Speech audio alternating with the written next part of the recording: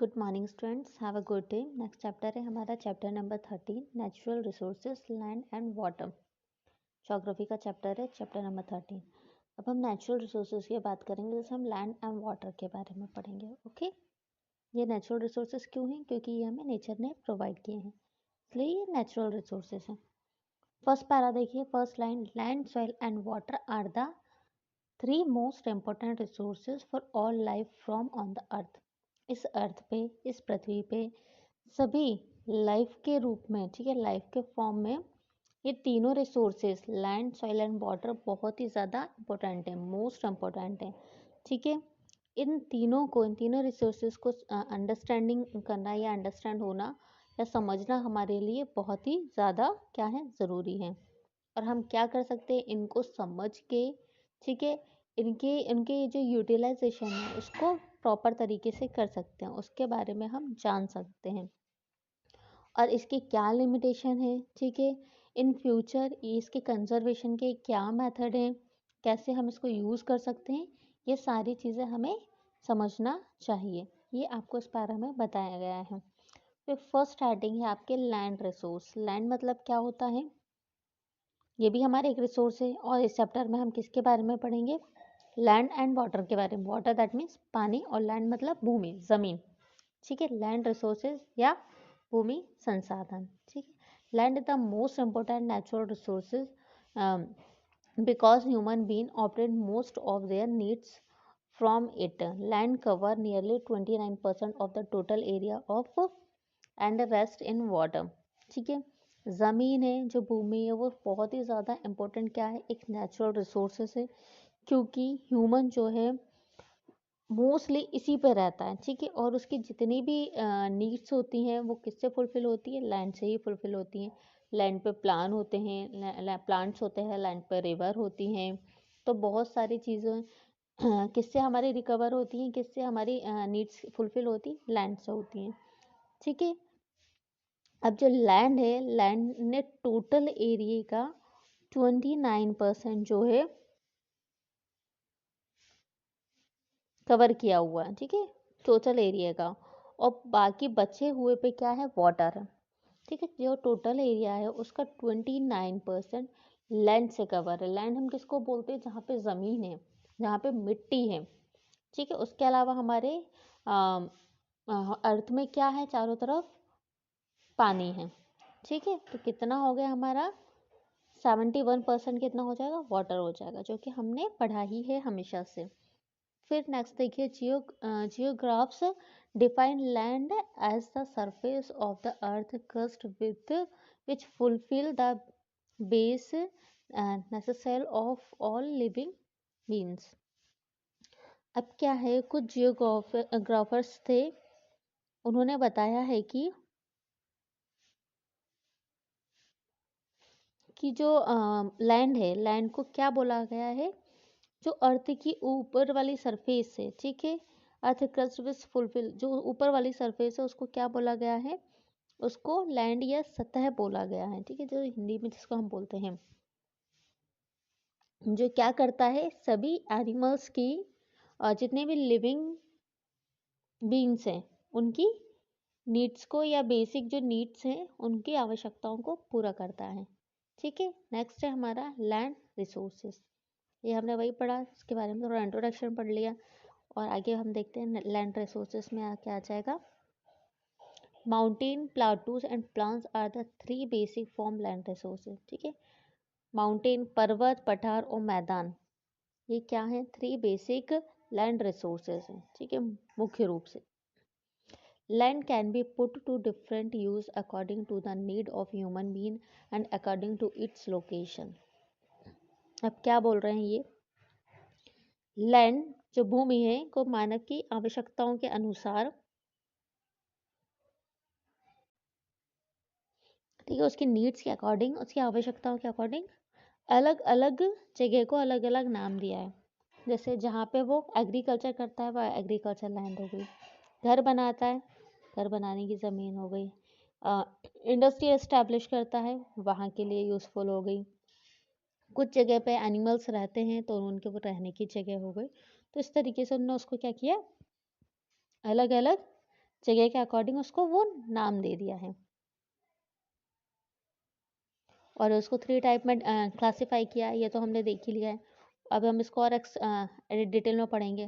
First mountain है, mountain that means आपका पर्वत, देन प्लाटूस पठार, और लास्ट है आपका प्लान्स दैट मीन्स मैदान। फर्स्ट हम माउंटेन देखते हैं।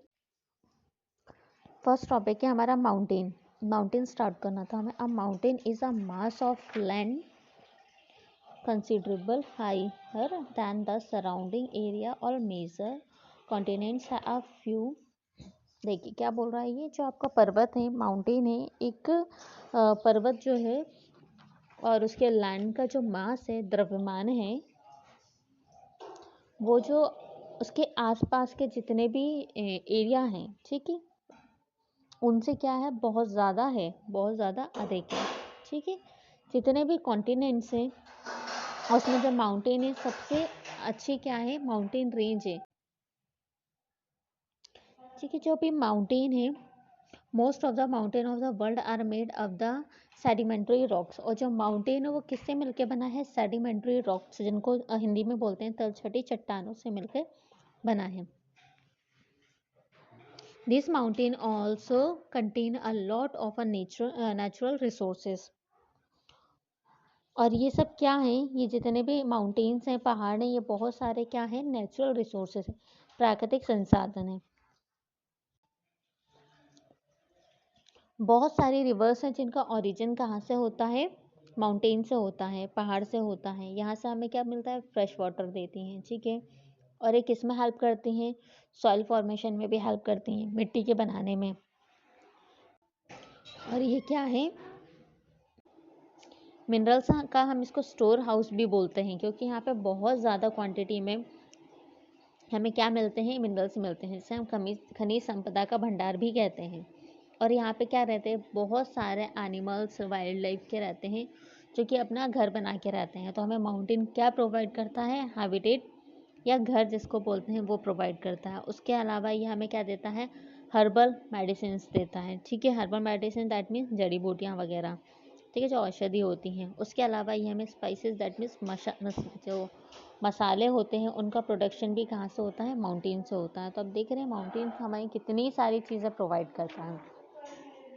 उसके बाद है सब major mountain range of the world, ठीक है। ये सारे माउंटेन दिए हैं, उनके नाम दिए हैं, वो आप देख लीजिए, ठीक है। माउंटेन कौन सा कहाँ पे है, और ये सारे मेजर माउंटेन्स हैं, ठीक है। फर्स्ट है द रॉकीज, नॉर्थ अमेरिका में है। द एंडेज साउथ अमेरिका में है। द एल्प्स यूरोप में है। तो ये सारे, एटलस अफ्रीका में है। तो इन सब के नाम दिए गए, ये फेमस हैं, ठीक है। आगे देखिए, Himalayas in Asia are the highest and the most extensive mountain, ठीक है। जो हिमालय है वो एशिया में सबसे ऊंचा है, सबसे ज़्यादा एक्सटेंट है, फैला हुआ है। They have several peaks with highest of over 88,000 and above sea level, including mountain Everest 8,848 meter, the world highest peak, ठीक है। उसके पास क्या है, जो उसका सी लेवल है, समुद्र तल से 8,000 मीटर अधिक ऊंचा है, दैट मीन्स उसकी हाइट है। उसके अलावा उसकी चोटी, जिसको हम पीक बोलते हैं, ठीक है। जैसे दुनिया की सबसे ऊंची चोटी माउंट एवरेस्ट, इसमें क्या है, इंक्लूडेड है। उसकी पीक कितनी है, 8,848, ठीक है, 8,848 मीटर। अब देखो क्या है, सी लेवल से जो है इसकी जो हाइट है वो 8,000 मीटर है, ठीक है। और इसी जो हमारा हिमालय है, इसमें जो सबसे पीक, सबसे जो हाईएस्ट पीक है वो इंक्लूडेड है, जिसको हम माउंट एवरेस्ट बोलते हैं। और इसकी हाइट कितनी है, 8,848 मीटर है। ये सबसे हमारा एशिया का हाईएस्ट माउंटेन है या हाईएस्ट पीक है। उसके बाद हम आगे आ जाते हैं। अल्पास is Southern Europe are the highest and the most extensive mountain. Mount Palais, 4,807 meter, is the highest peak of the Alps, ठीक है। पहाड़ हैं जो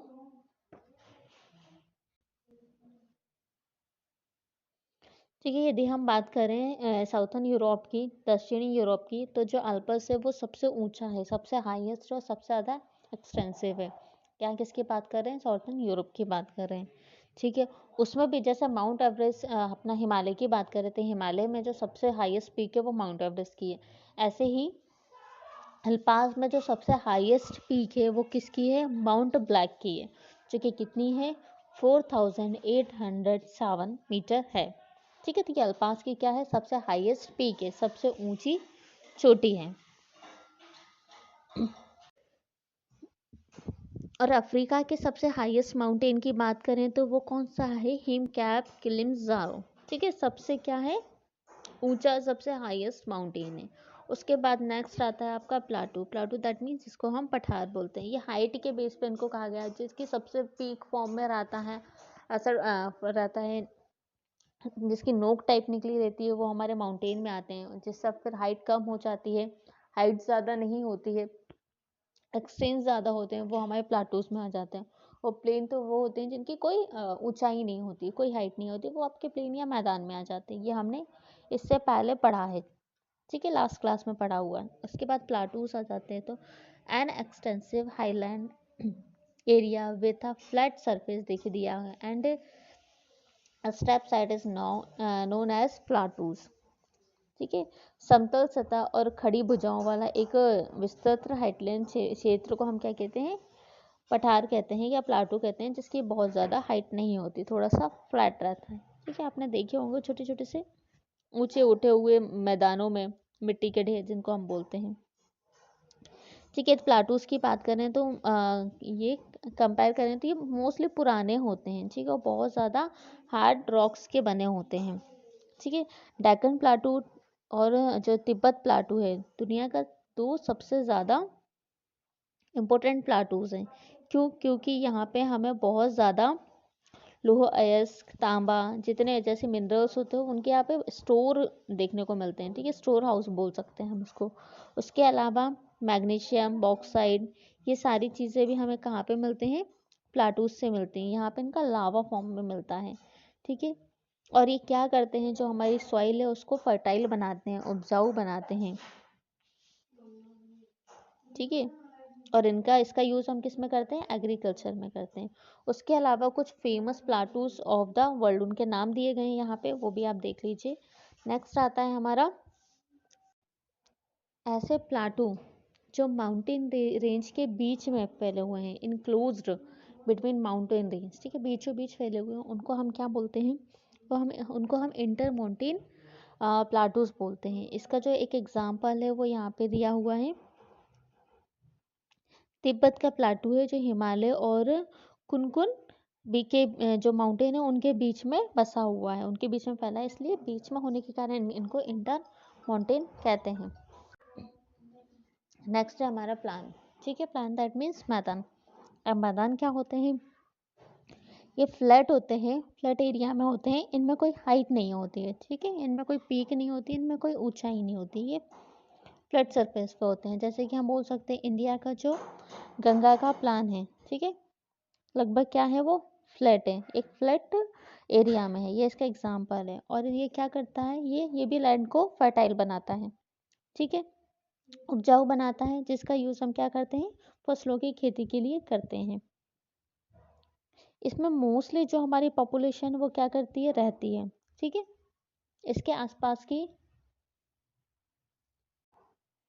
पॉपुलेशन डेंसिटी क्या होती है? हाई होती है।